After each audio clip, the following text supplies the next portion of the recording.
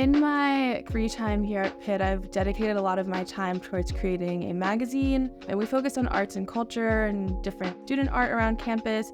There's a lot of digital design that goes into it, and then also the actual layout of the magazine itself.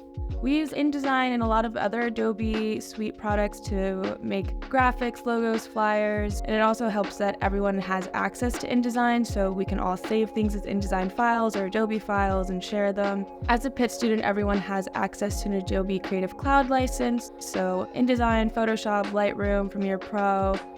I would make sure you're taking advantage of all the resources Pitt IT has to offer. You can make basically anything you want.